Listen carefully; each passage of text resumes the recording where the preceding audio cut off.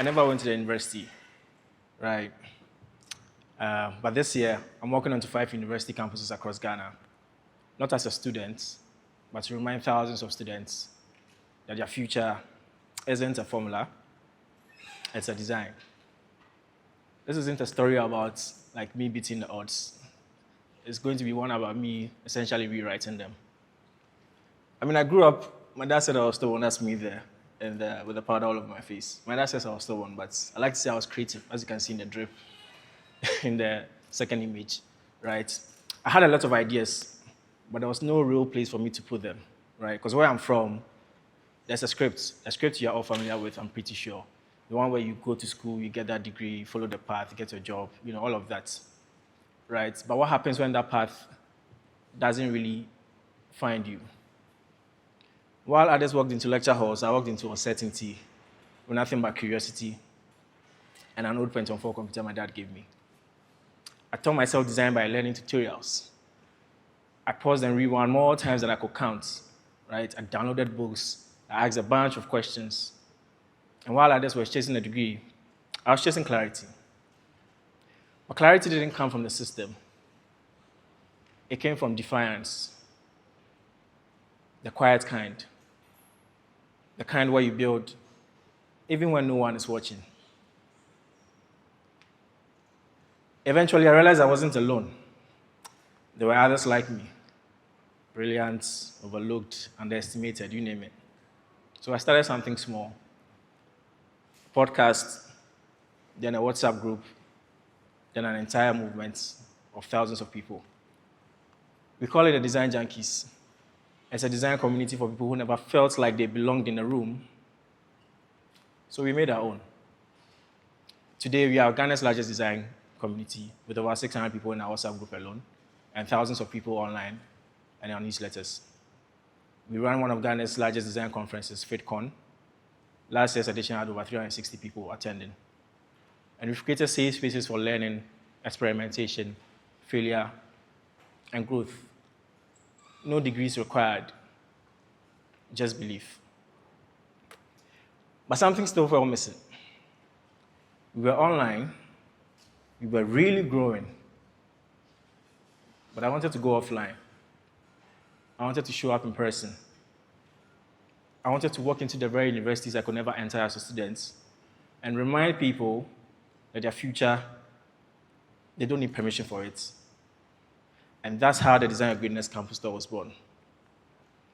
We were at UCC a month ago. We were here in UMaT like 3 weeks ago. We just finished up an amazing event at KNUST with about 450 students. Right? We've seen packed auditoriums, we've held workshops, hosted student showcases, initiated university clubs.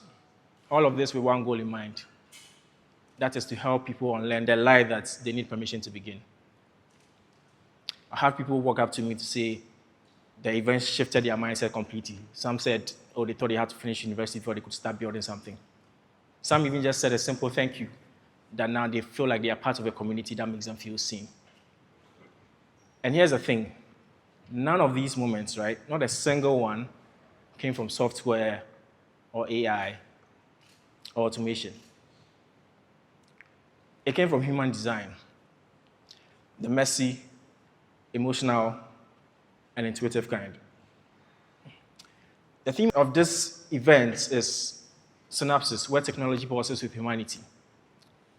I believe we don't talk enough about what happens when the pulse slows down, when systems get cold, when creativity is automated out of the room, and when connection is replaced by convenience.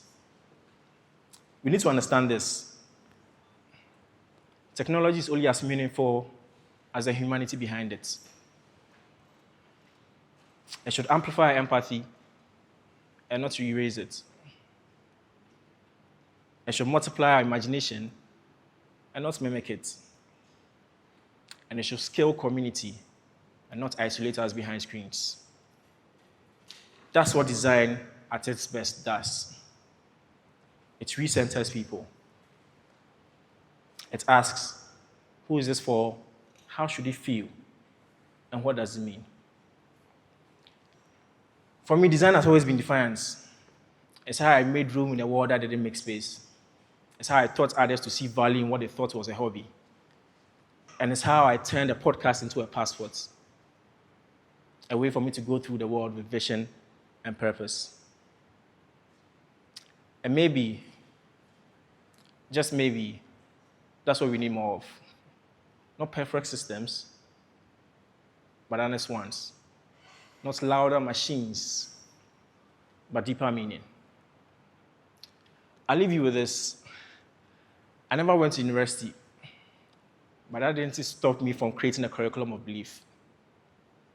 And now, I walk into the very spaces, the very institutions that I once felt excluded from.